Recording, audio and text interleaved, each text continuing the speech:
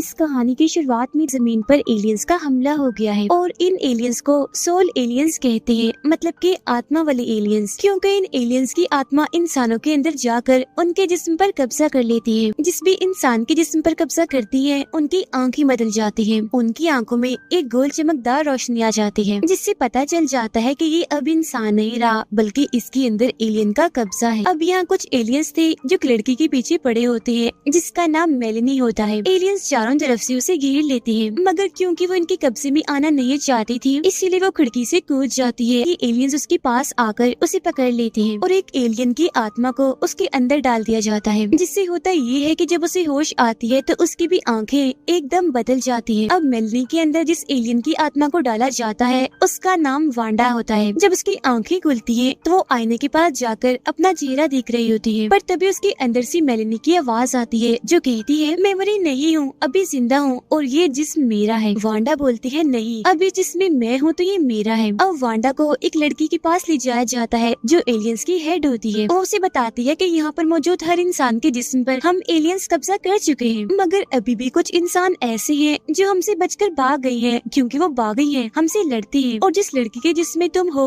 वो भी उनकी एक साथी है, इसलिए तुम उसकी यादों की मदद से हमें उसके बाकी साथियों की जानकारी दो, उनका पता बताओ कि वो कहाँ है। तब वांडा बताती है कि जिस लड़की के जिस्म में मुझे डाला गया है उसका नाम मेलेनी है। जब एलियंस इंसानों पर कब्जा कर रहे थे तो उससे पहले वो अपनी फैमिली के साथ अपने घर से भाग गई थी, मगर ये लोग ज्यादा दिनों तक नहीं छुप पाए और जब ये पकड़े जाने वाले थे तो मेलेनी अपने भाई को लेकर वहाँ से भाग गई और बस फिर ये भागते ही रहे। अब जब वांडा मेलेनी के भाई का नाम बताने वाली थी तो अंदर से मेलेनी उसे ऐसा करने से मना कर रही थी कि प्लीज मेरे भाई का नाम मत बताना, मगर वांडा उसकी एक नहीं सुनती और उसके भाई का नाम एलियंस की हेड को बता देती है। फिर रात को जब वो सो रही थी तो उसे बहुत सारे सपने आते हैं जो और कुछ नहीं बल्कि मेलेनी की यादें थी, जिन यादों में उसे पता चलता है कि मेलेनी एक लड़की को पसंद करती है जो अभी भी जिंदा है और एक इंसान है। अगले दिन भी हेड मेलेनी की यादों से और भी जानकारी निकालने की कोशिश करती है। ये सब एक महफूज जगह पर जा रहे थे, बाकी सब तो चले गए मगर मेलेनी नहीं गई। वो भी वहाँ फिर जब जा रही थी तो पकड़ी गई और बस इससे आगे और मैं कुछ नहीं देख पा रही, जो सुनकर एलियंस की हेड वहाँ से चली जाती है। अब तभी वांडा को एक ख्याल आता है, जो ख्याल एक रेगिस्तान का था जहाँ बहुत बड़े बड़े पहाड़ थे। तब ये देखकर वांडा उस जगह का नक्शा एक पेपर पर बना देती है, जो देख फौरन ही अंदर से मेलेनी की आवाज आती है, कहती है ये मत करो, जल्दी से फौरन इस कागज को फाड़ दो, क्योंकि अगर ये इनके हाथ लग गया तो ये सारे इंसानों को पकड़कर उन्हें मार देंगे। जो सुनो उस कागज को अपनी जेब में छुपा लेती है, एलियंस की हेड को नहीं देती, क्योंकि जैसा कि हम जानते हैं कि मेलेनी और वांडा एक ही जिस्म में है जो एक दूसरे से बात कर पा रही है, मगर ये बात उनके अलावा और कोई नहीं जानता। हेड कहती है कि मेलेनी के दोस्त के बारे में जो जानकारी तुमने दी थी वो बिल्कुल ठीक थी और हम बहुत जल्द उसे पकड़ लेंगे। अब उसके दोस्त का नाम सुनकर फौरन वांडा उस पर हमला कर देती है, मगर ये हमला वांडा ने नहीं बल्कि उसके अंदर जो मेलेनी होती है उसने किया होता है, क्योंकि वो अपने दोस्त से बहुत प्यार करती है। मगर हेड उसके हमले को रोककर उसे पकड़ लेती है और एक स्प्रे उसकी आंखों में मारकर उसे बेहोश कर देती है। फिर जब उसे होश आती है तो वांडा बताती है कि मैं नहीं जानती मैंने ऐसा कैसे किया, मतलब तुम पर हमला कैसे कर दिया। जो सुनकर हेड कहती है कि ये तुमने नहीं किया बल्कि उसने किया है, जिसका ये जिस्म है जो तुम्हारे अंदर है और अब तुम्हें किसी और के जिस्म में डाला जाएगा, क्योंकि इस वाले जिस्म में मैं खुद आऊंगी। मुझे जितनी भी जानकारी चाहिए होगी मैं खुद इस जिस्म से इसकी यादों से निकाल लूंगी, जिसके बाद मैं अपने जिस्म में वापिस आ जाऊंगी।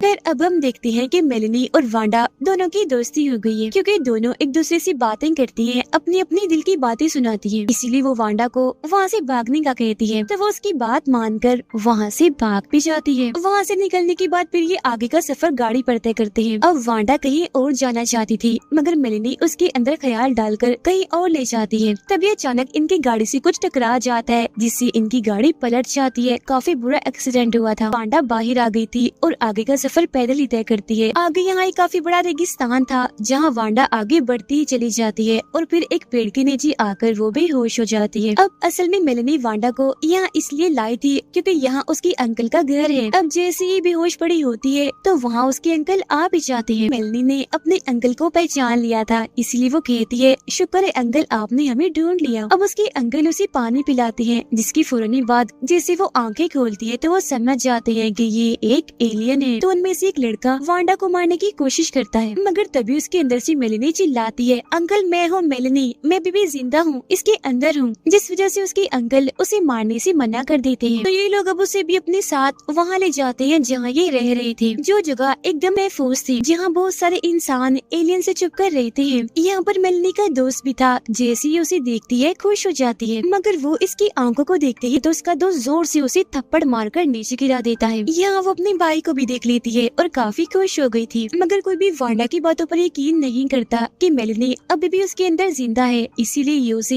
एक जगह बंद कर देते हैं। उधर जब हेड को ये बात पता चलती है कि वांडा यहाँ से भाग गई है, तो वो काफी गुस्से में आ गई थी, इसीलिए हर जगह की तलाशी लेने लगती है। जिस बीच उसे वो कागज भी मिल जाता है जिस पर वांडा ने मेलेनी की यादों से पहाड़ों की तस्वीर बनाई थी, और ये वही पहाड़ थी जहाँ ये सब इंसान छुपे हुए हैं। अब इन पहाड़ों में इंसान काफी पुरसुकून और महफूज है, ये अंदर खेती करते हैं, इनके पास पानी भी है, सूरज की किरणों के लिए ये शीशों का इस्तेमाल करते हैं, जिसकी छांव से ये अपनी फसलों को सूरज की किरणें देते हैं ताकि इनकी फसलें उग जाएं। इसके साथ साथ ये बाहर जाकर स्टोर्स का सामान भी चुरा चुरा कर अपने साथ इस जगह पर लाते हैं। अब जब मेलेनी का भाई वांडा से पूछता है कि क्या वो तुम्हारे अंदर अभी भी जिंदा है, तो वो कह देती है कि हाँ, तुम्हारी बहन मेलेनी अभी भी मेरे अंदर जिंदा है। जो सुनकर अब उसके भाई को भी इन हो जाता है कि मेरी बहन वांडा के अंदर जिंदा है, इसीलिए अब इन दोनों के बीच दोस्ती हो जाती है। और अब वांडा के ऊपर दो लोग भरोसा करते हैं, एक उसके अंकल और दूसरा उसका भाई।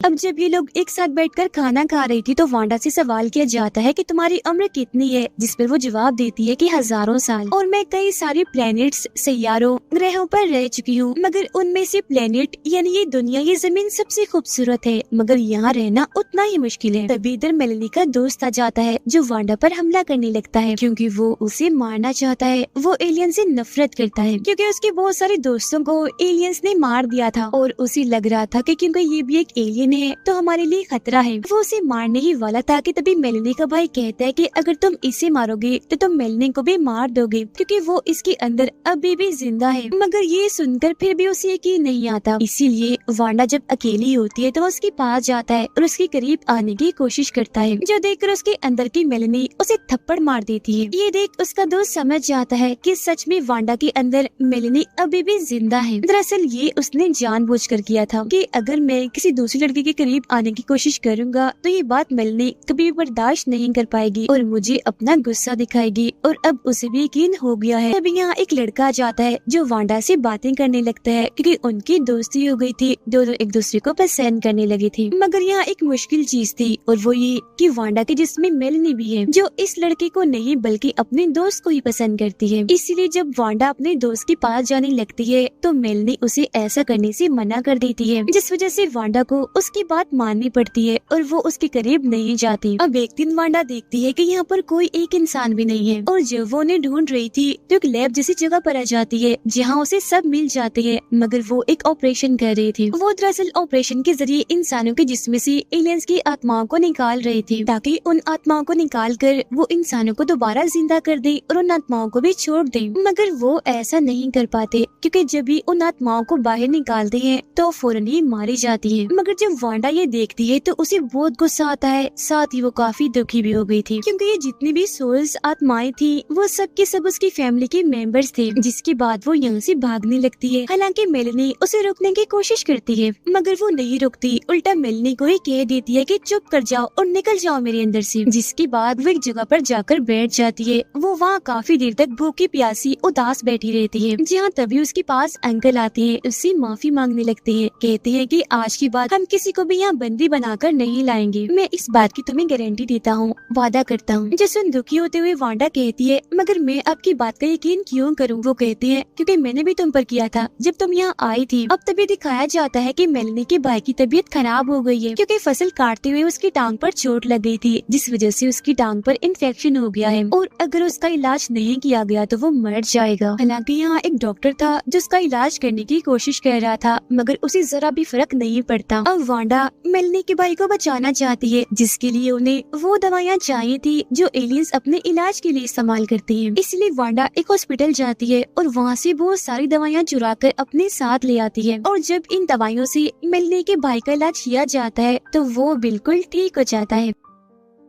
अब वांडा ने उसकी मदद की थी, इसलिए यहाँ हर कोई उसे पसंद करने लगता है। साथ ही वो लोगों के साथ मॉल में शॉपिंग करने जाती है, क्योंकि वो एक एलियन है तो उससे शॉपिंग के लिए 1 रुपया भी नहीं लिया जाएगा। और जब ये लोग शॉपिंग का सामान लेकर वापस आ रही होती है तो इन्हें रास्ते में एलियंस की हेड मिल जाती है, जो इन पर गन तान देती है। मगर इससे पहले वो इन पर गोली चलाती है, पीछे से अंकल आकर उसे गोली से मारकर जख्मी कर देते हैं, जिसके बाद वो उसे पकड़कर अपने साथ ले आते हैं। वो अब इनके कब्जे में थी। अब हेड को लग रहा था कि ये लोग मुझे मार देंगी, मगर वांडा यहाँ आकर उससे बात करती है और उसे ना मारने का फैसला करती है। अब इसके बाद वांडा डॉक्टर के पास जाती है, कहती है कि मैं जानती हूँ कि एक जिस्म से आत्मा को कैसे निकाला जाता है, जो कोशिश करके तुमने न जाने कितने लोगों को मार दिया है। वो डॉक्टर को आत्मा निकालने का तरीका बता देती है। यहाँ ये सबसे पहले हेड के जिस्म से आत्मा को निकालते हैं, मगर आसपास खड़ा हर इंसान नाखुश था, क्योंकि वो नहीं चाहते थे कि उसके जिस्म से आत्मा को निकाला जाए। उसे जान से मार देना चाहते थे, क्योंकि इस हेड ने बहुत सारे लोगों को मार दिया था। जिस पर वांडा कहती है कि नहीं, पहले ही बहुत खून खराबा हो गया है, तो प्लीज ऐसा मत सोचें। अब मैं ऐसा कुछ भी होने देना नहीं चाहती, और जब ये हेड अपने प्लेनेट तक पहुंच जाएगी तुम्हारी कई सारी पीढ़ियां, कई नस्लें खत्म हो चुकी होंगी। वांडा कहती है तुम इन आत्माओं को निकालते हो, जबकि इन्हें निकालना नहीं होता, बस इन्हें प्यार से मनाना होता है। और तब तक ये लोग हेड की एलियन आत्मा को निकाल देते हैं और एक सिल्वर बॉल में डाल देते हैं। एलियन आत्मा के निकलते ही हेड के जिस्म जो असली आत्मा थी वो जिंदा हो जाती है। रोते हुए कहती है कि मैं अंदर कब से चिल्ला रही थी, मगर मेरी आवाज कोई नहीं सुन रहा था। जिसके बाद ही हेड की एलियन आत्मा को किसी दूसरे प्लेनेट पर भेज देते हैं। और अब वो वक्त आ जाता है जब इन्हें वांडा की आत्मा को मिलने के जिस्म से निकालना था, मगर उसका दोस्त ऐसा नहीं चाहता था, क्योंकि वो उससे बहुत प्यार करता है। हालांकि वांडा भी प्यार करती है, मगर वो अपने प्यार की खातिर मेलनी को हमेशा के लिए गवा नहीं सकती थी, इसीलिए उसकी आत्मा को निकालने लगते हैं। मगर तभी उसके अंदर मेलनी भी उसे ऐसा करने से मना करती है, लेकिन वो उसकी एक नहीं सुनती और वांडा की आत्मा को उसके अंदर से निकाल दिया जाता है। इसके बाद हम देखते हैं कि जैसे वांडा की आंखें खुलती हैं तो उसकी आत्मा दूसरे लड़के के जिस्म में जागती है, मगर ये बात उसे बिल्कुल भी अच्छी नहीं लगती। वो कहती है ये तुमने क्या कर दिया, फिर से वही काम किया, किसी और के जिस्म में डाल दिया मुझे, पहले वाली बात दोबारा दोहरा दी। मगर डॉक्टर और बाकी लोग उसे बताते हैं कि हमने जिस जिस्म में तुम्हें डाला है वो मरने वाला था, और अगर तुम्हारी आत्मा को इसके अंदर ना डालते तो ये जिस्म मर जाता। अब वांडा को दोबारा से जिंदा देखकर वहाँ हर कोई बहुत खुश हो जाता है। साथ ही वांडा के दोस्त को भी उसका प्यार वापस मिल जाता है। जिसके बाद मेलनी, उसका दोस्त, वांडा और उसका दोस्त, ये चारों बहुत खुश रहते हैं, क्योंकि अब ये 2 कपल बन गए थे। और फिर एक रात जब ये चारों गाड़ी से कहीं जा रहे थे तो तभी अचानक इनकी गाड़ी के सामने